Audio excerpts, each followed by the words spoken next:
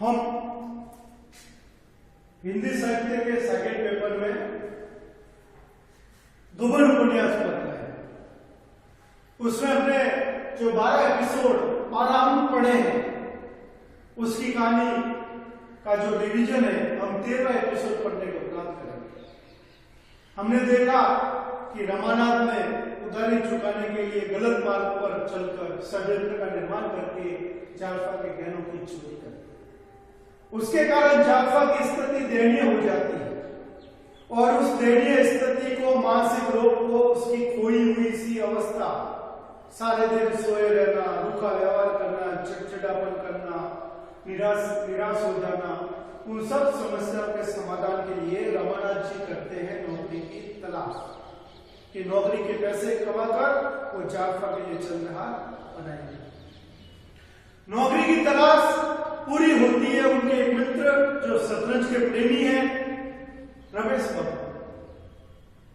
रमेश बाबू और रमानाथ जी शतरंज का खेल खेलते हैं। बातों में रमानाथ अपने मन का दुख, मन की पीड़ा को उजागर करता है। रमेश बाबू चीज को समझते हैं, उससे सांत्वना सहानुभूति रखते हैं और नौकरी की तलाश भी करते हैं। रमेश बाबू के प्रयास के कारण रमानाथ की प्रयाग की म्युनिसिपल पार्टी में बाबू की नौकरी लग जाती है, जिसका वेतन 30 रुपए है और घर पर 20 रुपए ही बताया गया और 10 रुपए की बचत का फैसला लिया गया, क्योंकि दोनों दंपति चाहते हैं रमानाथ और जालफा कि कैसे भी करके पैसों की बचत करके अति शीघ्र जालफा के चंद्रहार और गहने बना दिए जाए। किंतु रमानाथ नौकरी करते समय ऑफिस के लोगों का दिल जीतने के लिए, उन पे अपना प्रभाव जमाने के लिए, रिश्वत लेने के लिए कि कहीं उसकी कोई शिकायत न करते, इसके लिए उन लोगों के ऊपर रिश्वत के पैसे और वेतन के पैसे भी खर्च करता रहता है। फिजूल खर्ची, दिखावा, रईसपना। सभी ऑफिस के स्टाफ, बड़े बाबू, छोटे बाबू, चपरासी वगैरह सब वो रमानाथ से प्रभावित हो गए हैं कि ये रमानाथ हमारे ऊपर खर्चा करता है, हमारे काम का आदमी है। किंतु उस फिजूल खर्ची के कारण रमानाथ जालफा के गहने नहीं बना पाता। जालफा ये दुख अपनी सहेलियों को पत्र के रूप में बताती है, किंतु जब रमानाथ उस पत्र को लेकर पोस्ट करने जाता है तो संदेहशील प्रवृत्ति का होने के कारण वो उस पत्र को पढ़ लेता है और आकर जब अपनी पत्नी को इस बात को बताता है तो दोनों आपस में शर्मिंदा होते हैं। रमानाथ इसके लिए शर्मिंदा है कि जालफा ने पत्र में जो लिखा है वो सब सत्य है। सत्य कड़वा होता है लेकिन सत्य है। जालफा इसके लिए शर्मिंदा है कि अपने पति की बातें वो पराए व्यक्तियों को बता रही है। दोनों शर्मिंदा होते हैं। रमानाथ वचन देता है जालफा को कि वो कैसे भी करके, कुछ भी करके जालफा के गहने बनाएगा। और ये ढूंढ इसी सनक जालफा के प्रेम के कारण वो वापस से रमेश के पास जाकर उससे सलाह मशवरा बातचीत करता है कि कैसे वो जालफा के गहने बनाएगा, क्योंकि पैसों का अभाव है, पैसों की बचत न के बराबर है। रमेश बाबू रमानाथ को सलाह देते हैं कि मेरा एक चिर परिचित सुनार है जो थोड़े बहुत एडवांस लेके आपका सोने का कार्य, गहनों का कार्य कर देगा, फिर आप वेतन में से थोड़े थोड़े पैसे बचाकर उसे देते रहिएगा।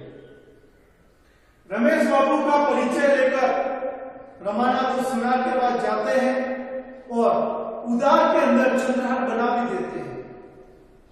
800 रुपए का चंद्रहार है।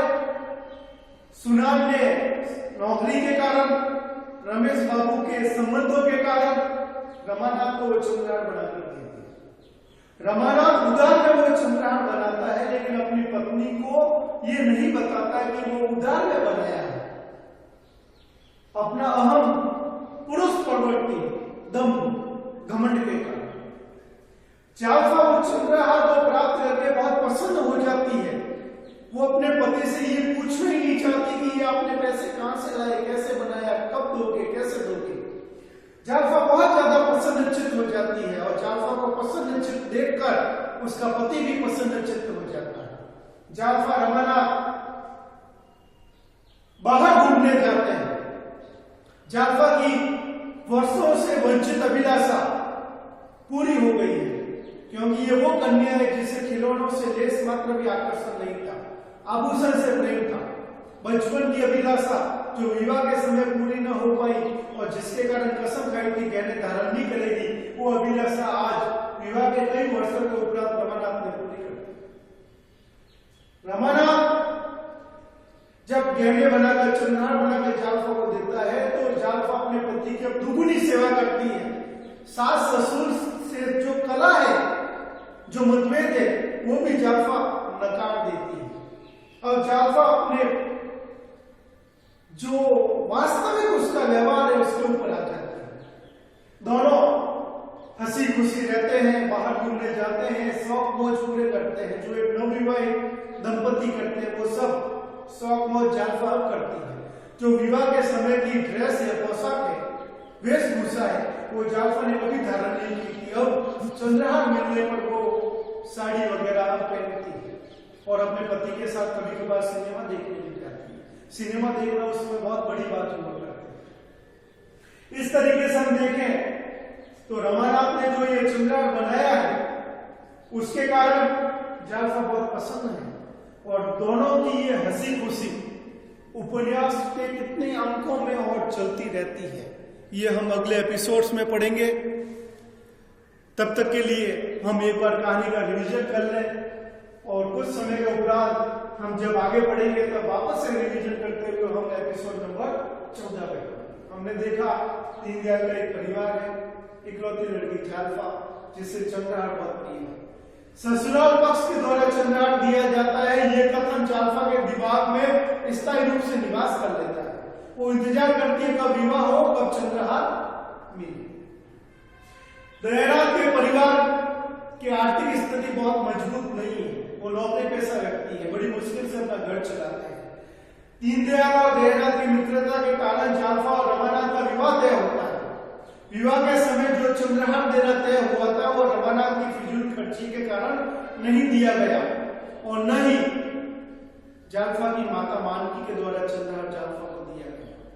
जालफा इन सब के कारण इस वातावरण से कुंठित होकर कसम खाती है कि जब तक चंद्रहार नहीं मिलेगा गहनों को धारण नहीं करेगी। लेकिन वही गहने जो विवाह के समय जालफा को मिले हैं, रमानाथ उधारी चुकाने के चक्कर में चोरी कर लेता है और दयानाथ सुनार के पास बेच के उधारी चुका देते हैं। पत्नी की स्थिति खराब होने के कारण, मानसिक विकृतियों का शिकार होने के कारण, पत्नी द्वारा धमकी दिए जाने के कारण रमानाथ नौकरी की तलाश करता है और उसकी नौकरी लगती है प्रयागराज म्युनिसिपल पार्टी में। वेतन है 30 रुपए। नौकरी लगने के उपरांत भी रमानाथ फिजूल खर्ची में पैसे उड़ा देता है, गहने नहीं बनवाता। तब जालफा अपने मन की व्यथा को एक पत्र में लिखती है। रमानाथ उस पत्र को पढ़ता है तो अंदर ही अंदर दुखी होता है और अपनी पत्नी को वचन देता है कि मैं आपके गहने बना दूंगा। और अपने मित्र रमेश की सलाह से, रमेश के संबंधों का फायदा उठाकर एक सुनार से वो 800 रुपए का चंद्रहार उधार में बना देता है। ये उधारी रमानाथ पर कब तक चलती है, किंतु इस चंद्रहार का प्रभाव यह रहा कि जालफा प्रसन्नचित्त हो गई, खुश हो गई। उसकी कुंठाएं, उसकी विकृतियां, उसके मानसिक रोग, उसकी निराशा सब दूर हो गई। अब उसे अपने पति में विश्वास रहा कि उसका पति उसकी ये इच्छाएं अवश्य पूरी करेगा, क्योंकि पति ने उसकी वर्षों से वंचित अभिलाषा चंद्रहार को पूरा कर दिया। फिलहाल यही तक हमने 13 एपिसोड पढ़ लिए हैं। अगली क्लास में हम 14 एपिसोड पढ़ेंगे। तब तक के लिए धन्यवाद। गबन उपन्यास को खरीदिए, पुस्तकालय में से इश्यू कराइए और पढ़ते रहिए। अगली क्लास में मिलते हैं।